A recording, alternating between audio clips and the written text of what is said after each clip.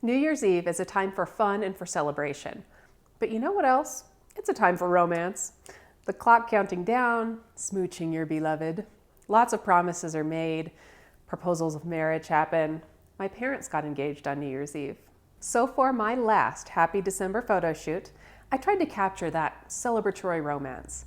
It was a slightly challenging shoot, considering I was in a makeshift studio here rather than my normal Snapcheck headquarters setup. And I was using colored string lights, which definitely introduced a level of complexity, but I love the results. I'll share photos in this video and some tips for shooting in a makeshift studio. VIP members and Zion level patrons on my new Patreon page, I want you to stop right now, head to your respective sites, there are links in the description below, and watch the extended version of this video to get all of the behind the scenes info and the entire gallery of images from the shoot. Like I said, there are links in the description below. Go there now because you will see all of this video plus the exclusive stuff once you sign in. This shoot was all about the colored string lights. It seems like everything is glittering and has that hazy glow during the holiday season, so I had to use it in a shoot this month. I set myself up in a field of those lights, dressed up in some romantic lingerie, and kept everything pretty simple. Now, I was not shooting in Snapcheck headquarters. Instead, I was in this room with white walls and there were some dark shutters behind me. I didn't have my backdrop or a lot of lighting choices, so I had to work around all of that. Here are 3 tips for how I did it. First, darkness is your friend because it will mask the fact that you are in a living room. I planned on low-key images anyway, but I made sure to wait until it was dark outside to limit the ambient light, and I turned off all of the house lights. The only lighting was one small continuous fluorescent light.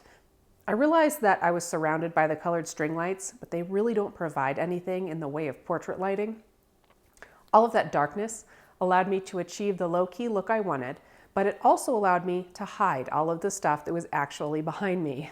Seriously, chairs, shutters on the white wall, my Christmas tree. I think there's even my jackrabbit puppet back there in some of those. It's all hiding in the shadows. Along those same lines, my second tip is a shallow depth of field. It will help you to blur out the background, which further masks anything that might be behind your subject. In this case, I also wanted to give the string lights that glowy effect. To achieve a shallow depth of field, try to use a long lens that opens up to a wide aperture, then put as much distance as possible between background and the subject and the photographer. In this case, I also attempted to put some space between myself as the subject and the colored lights. Now, in a makeshift studio, you don't always have all the space in the world. I ended up moving furniture so that there was more uninterrupted space to work with. My third and last tip today is to get creative with positioning and with posing.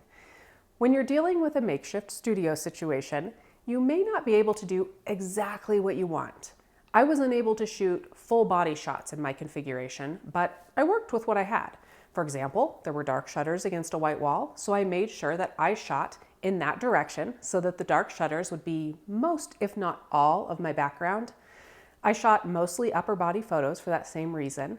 When I wanted some shots where I was on the ground so that I could play with the string lights and sort of get full body shots, I had a white wall behind me along with some chairs, which I could technically have moved, but instead I draped a black fleece blanket over one of the chairs and I oriented myself so that I was in front of that patch of blackness.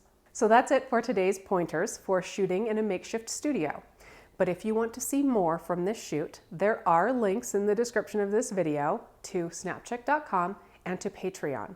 You can follow either of those links to find out how to see the exclusive video where I discuss inspiration, challenges, and solutions, more about the exact equipment I used and how I used it, and of course the entire gallery of images from the shoot.